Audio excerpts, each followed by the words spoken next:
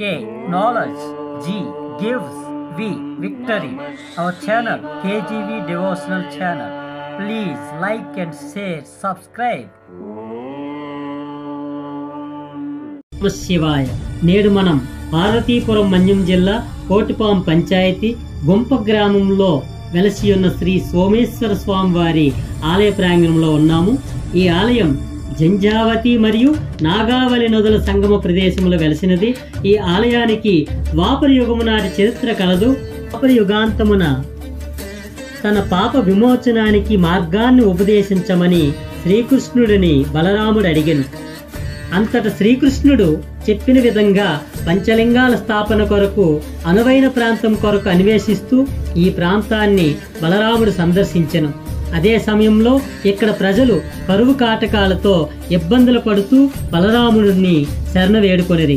అంతట బలరాముడు ఒరిస్సా రాష్ట్రంలోని రాయగడకు దగ్గరలో ఉన్న పాయికపాడు ప్రాంతంలో తన నాగలితో భూమిని గొచ్చగా పైకి వచ్చిన పాతాళ గంగా లాంగుల్యా నదిగా ఏర్పడినది. దీనినే కాలక్రమేణా నాగావళి నదిగా మనం పిలుస్తున్నాం.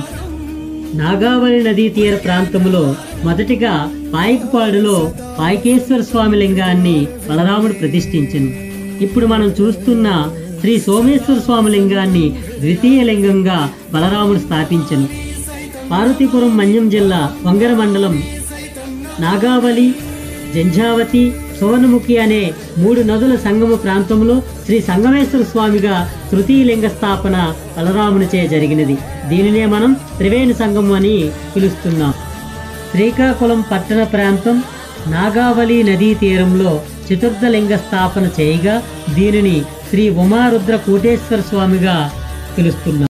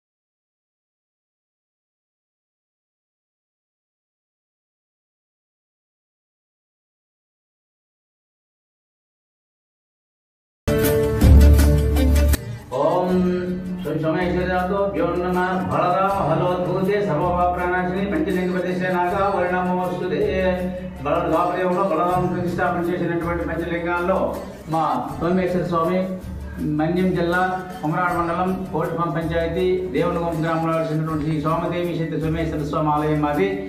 బలరామ ప్రతిష్టాపన చేసిన రెండో పంచలింగాల్లో రెండో లింగం మాది. స్వామివారి సోమదేవి సోమేశ్వర స్వామి మా గుడి ఉంది. తగినవన్నీ నాగావళి ఒడ్డున ఉంటాయి. మా దగ్గర నాగావళి జింజావతులను సంగం మధ్యలో మా సోమేశ్వర స్వామి ఆలయం ఉన్నది. ఇక్కడ ఏంటంటే కళ్యాణం జరగడానికి వచ్చి ఆ స్వామివారిని మా కళ్యాణం అయిన తర్వాత వచ్చి నీకు అభిషేకం చేసుకుంటాము అంటే స్వామివారు కళ్యాణాన్ని ప్రసాదిస్తారు. అనారోగ్యంతో బాధపడిన క్షీణించిన వారికి ఆరోగ్యాన్ని ప్రసాదిస్తారు. అలాగే సంతానం లేని వారికి స్వామి నీ దగ్గర పుట్టిన వెంటనే పాపైన బాబైన పుడితే సంతానం కలిగితే నీ దగ్గర కొట్టు తీయించుకుంటాము, నీకు అభిషేకం చేసుకుంటాను స్వామివారు వెంటనే తథాస్తు కరుణించి ఆయన కంపల్సరిగా ఆ స్వామివారు ఏమో వచ్చి సంతానం ప్రసాదిస్తారు. అలాగే ఇక్కడ వేల మంది మహాశివరాత్రి సందర్భంగా అనేక వేల మంది ఇక్కడికి వచ్చి ఈ భక్తులు మన ఒక జిల్లాలే కాకుండా స్టేట్ వారికి కూడా ఇక్కడ ఒరిస్సా నుంచి వస్తున్నారు, తెలంగాణ నుంచి కూడా వస్తున్నారు. మన ఈ జిల్లాలో విశాఖపట్నం, విజయనగరం, శ్రీకాకుళం అని మమ్మల్ని వస్తారు ఒరిస్సా. అట్లా ఇక్కడ స్వామివారు ఎక్కడ కూడా రోడ్డున ఉంటాడు. మా స్వామివారికి ఇటు పక్క మీరు వచ్చినా సరే ఈ మధ్యనేటి వెనక్కి గట్టు వేశారు కాపార ఫౌండేషన్. అది లేకపోతే చుట్టూ స్వామివారికి నీరే. ఆయనకి వర్షాకాలం ఒక 3 నెలలు కూడా చాలా ఆయన నీటిలో ఉన్నట్టు, అంటే నీరు అప్పుడు వచ్చి అప్పుడు వెళ్ళిపోయి ఇబ్బందుల కాలం అప్పుడు ఉండేది. ఇప్పుడు ఏంటంటే కాపార ఫౌండేషన్ వారికి గట్టు వేయడంతో స్వామివారికి నిత్యము భాగము నిత్యము దీపము పెడతానికి అవకాశం మాకు భగవంతుడు కల్పించాడు. ఈ స్వామివారి తాలూకా చరిత్ర అనేది ఏంటంటే బలరాముడు పాపం చేసినందువలన ఆ పాప విమోచన కోసము ఆయనకి విషభాష చెప్పేసి ఈ పంచలింగాలు చేసి ఇక్కడ ఒక ఎదురు గుంపులో మా స్వామివారు ఉండేది. అలాగే శ్రీశైలం జగత వీరయ్య గారు వచ్చి ఇక్కడ విడిది చేసి ఇక్కడ ఈ స్థలంలో విడిది చేశారు. అటువై వచ్చి విడిది చేస్తుంది. ఆయన స్వప్నంకి వెళ్ళి నేను ఇక్కడ ఉన్నాను, ఈ గుంపుల్లో ఉన్నాను, నన్ను చూసి నాకు తీసి మీరు దీన్ని కొలిసినట్లయితే మీ వంశం అభివృద్ధి చెందుతుంది, మీ వంశ పారంపర్యంగా అభివృద్ధి చెందుతుంది ఆయన చెప్పారు. అలాగే ఏకజట వీరయ్య గారు దాన్ని అనుసరించి ఈ స్వామివారిని వచ్చి బయటికి తీసుకొచ్చి ఆ స్వామివారిని పునరుద్ధరణ చేసేసి నిర్మాణం చేశారు. దీని నిర్మాణం ఏంటంటే 1617 ఏడు నాటికి పునర్నిర్మాణం అనేది జరిగింది. జైపూర్ మహారాజు విశ్వ మహాదేవులు గారు దీన్ని పునర్నిర్మాణం చేశారు.